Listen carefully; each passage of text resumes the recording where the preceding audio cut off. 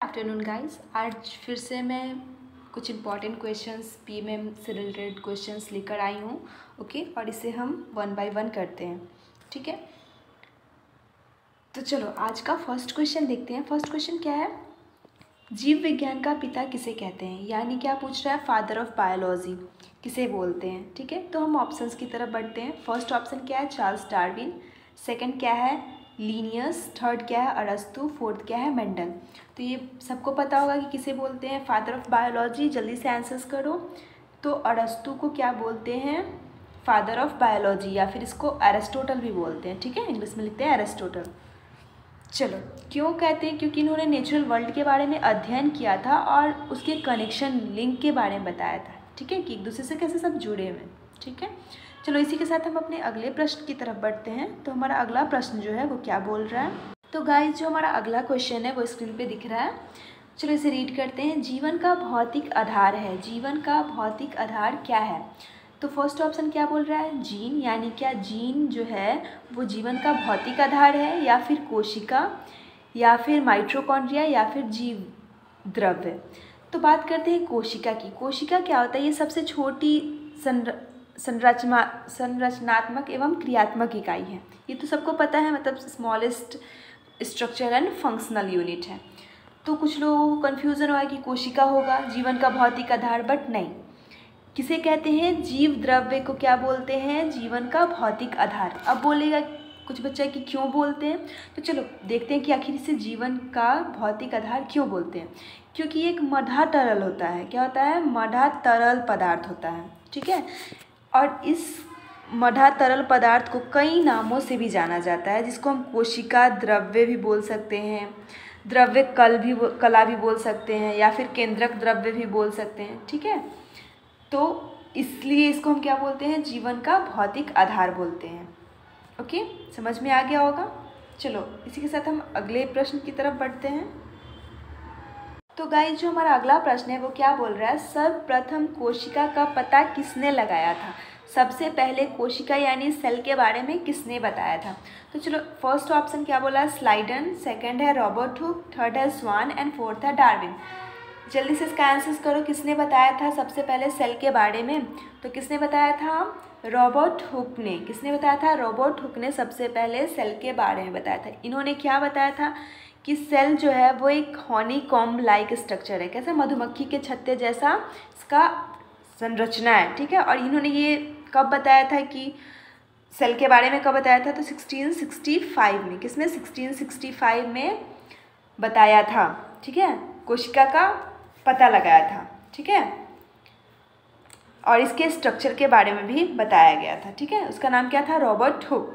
किसने दिया था सर्वप्रथम कोशिका का पता? तो साइंटिस्ट का नाम क्या था? Robert Hooke. चलो इसी के साथ अपने अगले प्रश्न की तरफ बढ़ते हैं। क्वेश्चंस का लेवल इजी है, बट एक बार रिवीजन कर लेना ज़रूरी होता है। नेक्स्ट क्वेश्चन क्या है? कोशिका का शक्ति केंद्र किसे कहते हैं? शक्ति केंद्र यानी पावर हाउस किसे कहते हैं? तो चलो ऑप्शंस देखते हैं। फर्स्ट क्या है? माइटोकॉन्ड्रिया। सेकंड क्या है? लाइसोसोम। थर्ड क्या है? केंद्रक। और फोर्थ क्या है? कोशिका द्रव्य। तो आप सभी को पता है कि पावर हाउस किसे बोलते हैं? किसे बोलते हैं गाइस? तो माइटोकॉन्ड्रिया को। आंसर क्या है? माइटोकॉन्ड्रिया को क्या बोलते हैं? शक्ति केंद्र। कोशिका का शक्ति केंद्र किसे बोलते हैं? माइटोकॉन्ड्रिया को।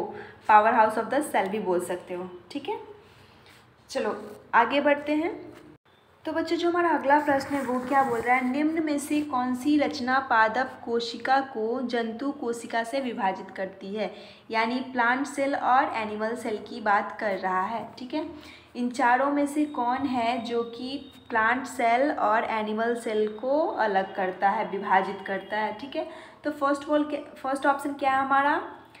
कोशिका भित्ति यानी सेल वॉल की बात कर रहा है। क्या कर रहा है? कोशिका भित्ति यानी सेल वॉल की बात कर रहा है। ठीक है, तो आप सभी को पता हो कि प्लांट में सेल वॉल पाया जाता है, एनिमल में सेल मेम्ब्रेन या फिर प्लाज्मा मेम्ब्रेन बोल लो पाया जाता है। ठीक है, दोनों एक दूसरे से डिफरेंट होते हैं। ठीक है, तो ये एक ऑप्शन है जो कि आपके प्लांट सेल और एनिमल सेल को क्या कर रहा है, विभाजित कर रहा है, पादप कोशिका और जंतु कोशिका को। दूसरा क्या है, पर्णहरित। तो ये भी दोनों में डिफरेंस होता है, पर्णहरित भी पादप कोशिका और जंतु कोशिका का अलग अलग होता है। सेंट्रियोल की बात कर लो तो सेंट्रियोल भी क्या होता है, ये भी एक दूसरे में, एक में प्रेजेंट होता है, एक में एब्सेंट होता है। तो प्लांट की बात कर लो तो प्लांट में एब्सेंट होता है सेंट्रियोल, और एनिमल में क्या होता है, प्रेजेंट होता है। तो इसका आंसर क्या होगा, उपयुक्त सभी, मतलब सभी जो है वो पादप कोशिका और जंतु कोशिका को विभाजित करती है। तो इसका राइट आंसर क्या होगा, ऑप्शन नंबर डी। ओके, चलो आगे बढ़ते हैं अपने अगले प्रश्न की तरफ। तो बच्चों जो हमारा अगला प्रश्न है वो क्या बोल रहा है, निम्न में से किस कोशिकांग को यहाँ कथा नहीं होगा, आत्महत्या होगा। ठीक है, ये कथा को इरेज कर देना, क्वेश्चन में थोड़ा सा सुधार कर लो। ठीक है ना, वो मिसप्रिंट हो गया है, हत्या होगा। ठीक है, आत्महत्या की थैली कहा जाता है, किस कोशिकांग को आत्महत्या की थैली कहा जाता है। तो चलो ऑप्शंस की तरफ बढ़ते हैं। ऑप्शन क्या है, राइजोसोम को या लाइजोसोम को या फिर रिक्ता को या फिर सेंट्रोसोम को। तो किसको बोला जाता है आत्महत्या की थैली, तो आप लोगों को पता हो कि किसको बोला जाता है, लाइजोसोम को बोला जाता है आत्महत्या की थैली। अब क्यों बोला जाता है, क्योंकि लाइजोसोम जो है ना एक कोशिकांग है। क्या है बच्चों, एक कोशिकांग है। ठीक है, ये क्या करता है, ये कोई भी कण हो या पदार्थ हो या फिर सूक्ष्म जीव हो, ठीक है, सूक्ष्म क्या हो, जीव हो, इन सभी को क्या करता है, नष्ट कर देता है, नष्ट कर देता है। ठीक है, नष्ट कर देता है। अब किसके द्वारा ये नष्ट करता है, तो इसके अंदर ना विकार होता है। क्या होता है, विकार होता है, जैसे हाइड्रोलाइज एंजाइम होता है। ठीक है, जो कि क्या करता है, इसके आवरण किसी जैसे कि कण के या फिर पदार्थ या फिर सूक्ष्म जीव के आवरण को क्या करता है, तोड़ देता है। ठीक है, और उसको नष्ट कर देता है। तो इसीलिए हम लाइसोसोम को क्या बोलते हैं, आत्महत्या की थैली। समझ में आ गया कि क्यों बोलते हैं इसको आत्महत्या की थैली, क्योंकि ये क्या करता है, जिसका काम नहीं होता, जैसे कण हो, पदार्थ हो या सूक्ष्म जीव हो, उसको क्या करता है, नष्ट कर देता है। ठीक है, किसके द्वारा, किसके कारण, तो विकार प्रेजेंट होता है, उसके कारण ये क्या करता है, इन सभी को नष्ट कर देता है, इसीलिए इसको हम आत्महत्या की थैली बोलते हैं। ठीक है, चलो आज हम अपने अगले प्रश्न की तरफ बढ़ते हैं। तो बच्चों जो हमारा अगला प्रश्न है वो क्या बोल रहा है, डीएनए की द्विगुणित कुंडली का पता किसने लगाया था। द्विगुणित कुंडली यानी डबल स्टैंडर्ड का पता किसने लगाया था, किसने बताया था। ठीक है ना, कि डीएनए क्या होता है, वो डबल स्टैंडर्ड होता है। सपोज जैसे ये डीएनए का एक स्ट्रक्चर बना रहे हैं, ठीक है, ये 5 स्टैंड होता है, ये 3 स्टैंड होता है। तो जो 5 स्टैंड होता है उसका लास्ट 3 स्टैंड पे होता है, और जो 3 स्टैंड होता है उसका लास्ट 5 स्टैंड पे होता है। ठीक है, ये सब नाइट्रोजनस बेस से जुड़ा हुआ रहता है। ठीक है, डबल बॉन्ड या फिर ट्रिपल बॉन्ड से। ठीक है, तो इसके बारे में किसने बताया था, तो फर्स्ट ऑप्शन क्या बोल रहा है, वॉटसन एंड क्रिक। सेकंड क्या बोल रहा है, स्लाइडेन एंड स्वान। थर्ड क्या बोल रहा है, रॉबर्ट हुक। एंड फोर्थ क्या बोल रहा है, जॉर्ज मेंडल। तो इसका राइट आंसर क्या होगा, वॉटसन एंड क्रिक ने बताया था। ठीक है, और कब बताया था, अगर कोई पूछ ले कि कब बताया था, तो कब बताया था, 1953 में इन्होंने डबल स्टैंडर्ड मॉडल दिया था। ठीक है, चलो इसी के साथ हम आगे बढ़ते हैं अपने अगले प्रश्न की तरफ। तो गाइस जो हमारा नेक्स्ट क्वेश्चन है वो क्या बोल रहा है, डीएनए का प्रमुख कार्य है, यानी आपसे क्या पूछ रहा है, डीएनए का फंक्शन पूछ रहा है। ठीक है, उसका कार्य क्या होता है। तो चलो ऑप्शंस को देखते हैं। फर्स्ट ऑप्शन क्या बोल रहा है, प्रोटीन संश्लेषण। क्या डीएनए प्रोटीन संश्लेषण करता है, या फिर कोशिकीय श्वसन की प्रक्रिया करता है, या फिर कोशिकीय परिवहन की, या फिर आनुवांशिक क्रियाओं का संचालन करता है। तो ये सबको आंसर पता होगा कि डीएनए का वर्क फंक्शन क्या होता है, तो ये आनुवांशिक क्रियाओं का संचालन करता है। क्या करता है, संचालन करता है। ये जेनेटिक इन्फॉर्मेशन को पीढ़ी दर पीढ़ी बढ़ाता है। ठीक है, जेनेटिक इन्फॉर्मेशन को क्या करता है, कैरी करता है, या फिर पीढ़ी दर पीढ़ी बढ़ाता है। ठीक है, क्या इसका मतलब क्या हुआ कि आनुवांशिक क्रियाओं का संचालन करता है। ठीक है ना, और इसे हेरिडिटी कैरेक्टर ही बोल सकते हो, जैसे जो गुण पिता में पाया जाता है वो उसके बच्चे में पाया जाता है, क्योंकि दोनों का डीएनए सेम होता है। ठीक है, तो उसके 100% गुण तो नहीं, लेकिन 50% गुण सेम होते हैं। ठीक है, तो इसका काम प्रमुख कारण पता चल गया, कार्य क्या है, ये आनुवांशिक क्रियाओं का संचालन करता है पीढ़ी दर पीढ़ी। चलो इसी के साथ अपने अगले प्रश्न की तरफ बढ़ते हैं। तो बच्चों जो हमारा अगला प्रश्न है वो क्या बोल रहा है, आरएनए पाया जाता है। आरएनए पाया जाता है, राइबोन्यूक्लिक एसिड। आरएनए मतलब राइबोन्यूक्लिक एसिड कहाँ पाया जाता है। तो फर्स्ट ऑप्शन क्या बोल रहा है, कोशिका भित्ति में, सेकंड बोल रहा है क्या माइटोकॉन्ड्रिया में, थर्ड क्या बोल रहा है कोशिका द्रव्य में, फोर्थ क्या बोल रहा है राइबोसोम में। जल्दी से इसका आंसर करो आप लोग कमेंट में। इसका आंसर सबको पता होगा कि आरएनए कहाँ पाया जाता है, आरएनए कहाँ पाया जाता है। तो इसका राइट आंसर क्या होगा, ऑप्शन सी, यानी जो बच्चे ने सी दिया है उसका 100% करेक्ट है। ठीक है कि आरएनए कोशिका द्रव्य में पाया जाता है। कहाँ पाया जाता है, कोशिका द्रव्य में पाया जाता है।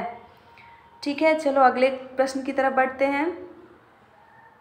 तो बच्चों जो हमारा नेक्स्ट क्वेश्चन है वो क्या है, अनुवांशिकी का पिता किसे कहते हैं, अनुवांशिकी का पिता किसे कहते हैं, यानी father of genetics, father of genetics की बात कर रहा है, वो किसे कहा जाता है। तो चलो ऑप्शंस की तरफ बढ़ते हैं। फर्स्ट ऑप्शन क्या है, लैंडमार्क को, या फिर डार्विन, या फिर मेंडल, या फिर अरस्तु। किसे बोला जाता है फादर ऑफ जेनेटिक्स, तो सबको पता है किसे बोला जाता है, मेंडल, यानी इसका पूरा नाम क्या था, जॉर्ज मेंडल को फादर ऑफ जेनेटिक्स बोला जाता है।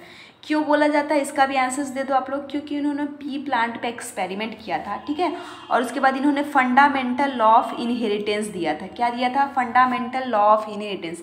अब चलो आप लोग एक बताओ कि इन्होंने फंडामेंटल लॉ ऑफ इनहेरिटेंस जो दिया था वो कितना दिया था। तो जल्दी जल्दी कमेंट में लिखो कि कितना दिया था और कौन कौन दिया था। तो मैं रिपीट करती हूँ कि 3 लॉ ऑफ इनहेरिटेंस दिया था इन्होंने। पहला जो था वो लॉ ऑफ डोमिनेंस था, दूसरा क्या था, लॉ ऑफ सेग्रीगेशन था, और तीसरा क्या था, लॉ ऑफ इंडिपेंडेंट अशॉर्टमेंट था।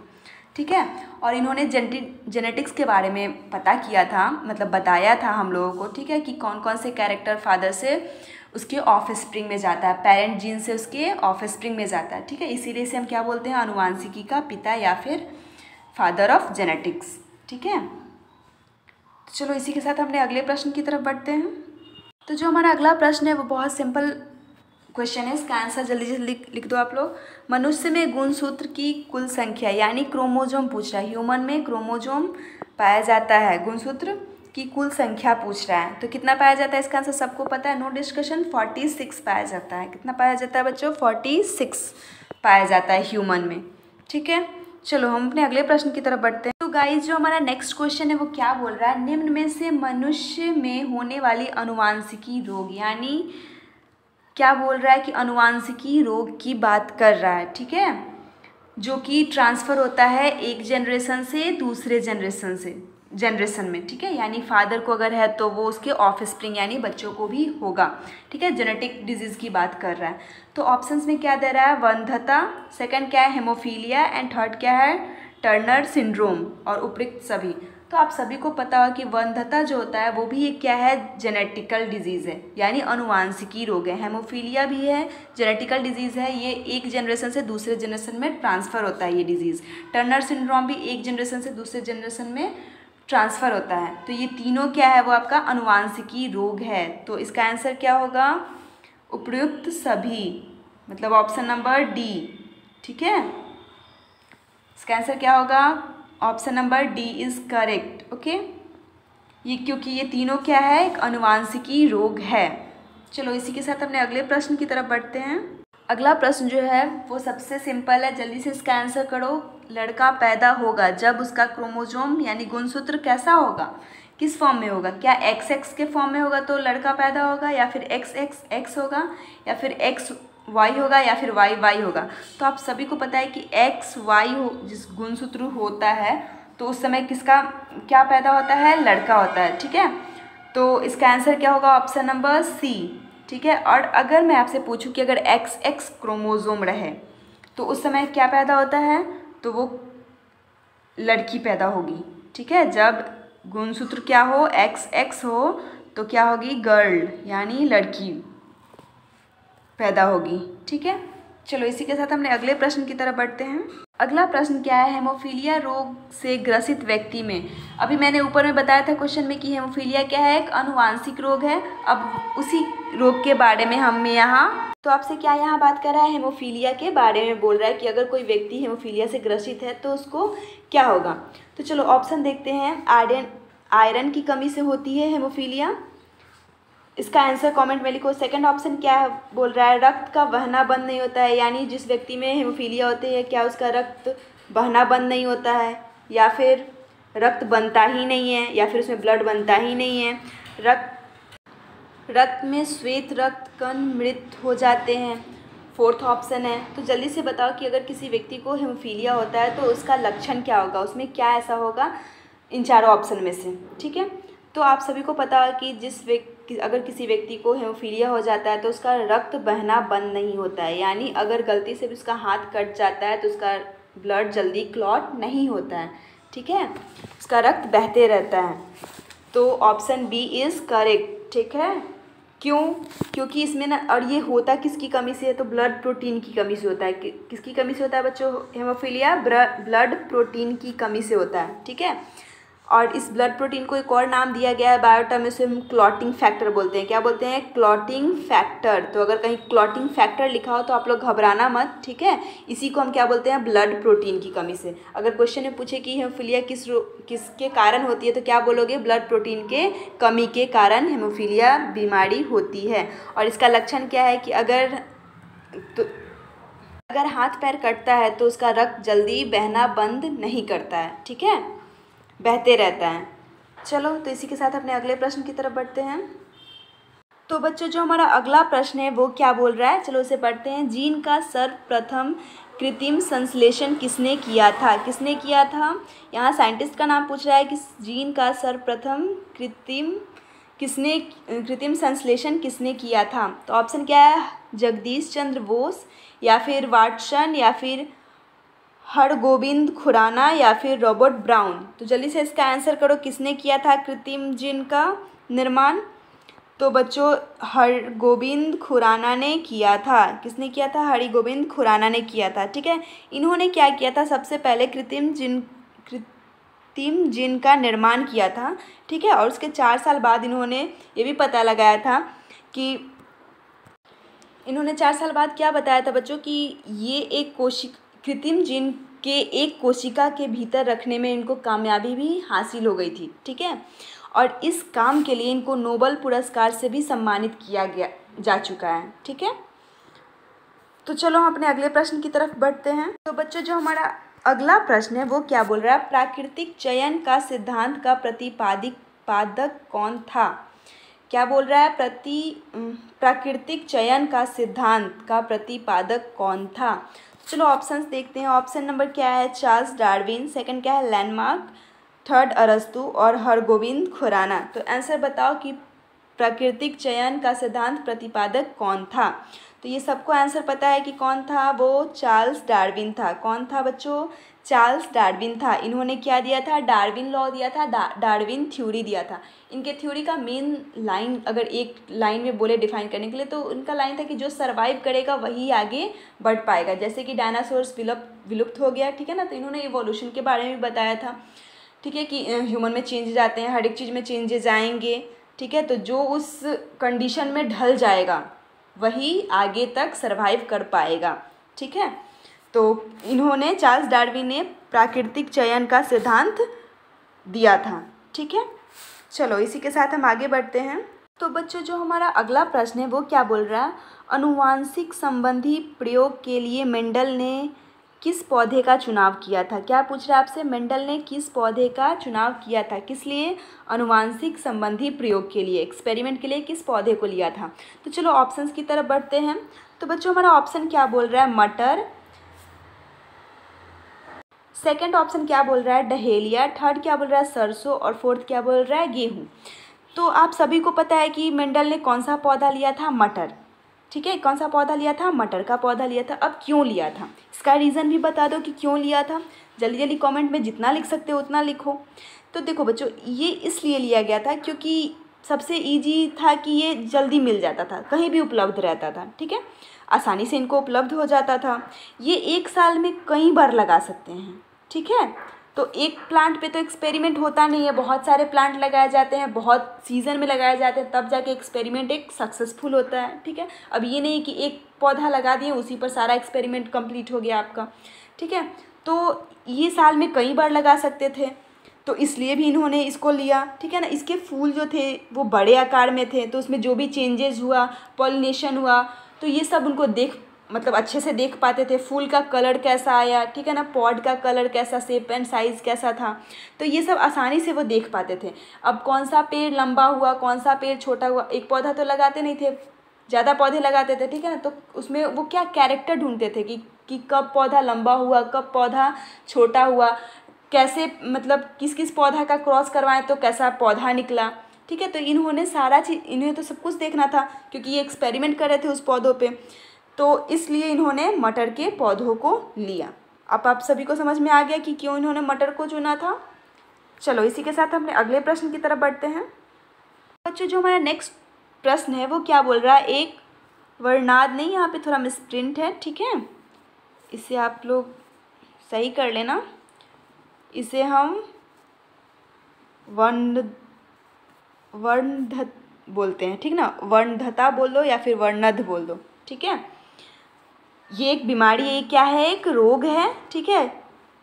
तो यहाँ आपसे क्या पूछ रहा है कि एक वर्णधन व्यक्ति किस रंग का पहचान नहीं करता, यानी जिस व्यक्ति को वर्णधता बीमारी रोग हो जाता है वो किस किस रंगों में फ़र्क भेद नहीं कर पाता है, पहचान नहीं पाता है, ठीक है, या फिर भेद नहीं कर पाता है। तो आपका ऑप्शन क्या है, लाल पीला, हरा नीला, लाल नीला, लाल हरा। तो आप सभी को पता है कि ये जो बीमारी होता है वो किस में पाया जाता है, जिस व्यक्ति में जीन एक्स लिंक होता है ना, एक्स लिंक होता है, गुणसूत्र यानी क्रोमोसोम, उस व्यक्ति में वर्णधता एक बीमारी है जो कि पाया जाता है और ज़्यादातर ये पुरुषों में पाया जाता है। ज़्यादातर ये बीमारी किस में पाया जाता है बच्चों, पुरुषों में पाया जाता है। और इस बीमारी की अगर कैरियर यानी वाहक की बात कर ले कि इस बीमारी की वाहक कौन होती है, तो वो एक महिला होती है, ठीक है। तो और इसके बारे में बताया किसने था सबसे पहले, तो होरोनर ने बताया था। और कब बताया था, तो 1876 में, ठीक है, इस बीमारी के बारे में बताया था। तो ये किन किन रंगों में भेद नहीं कर पाते हैं ऐसे बीमारी वाले व्यक्ति, ऐसे रोग ग्रसित व्यक्ति, तो लाल और हरा में भेद नहीं कर पाते हैं, इसीलिए इसे एक और नाम से जाना जाता है, लाल हरा अंधापन, ठीक है। इस बीमारी का एक और नाम है लाल हरा अंधापन।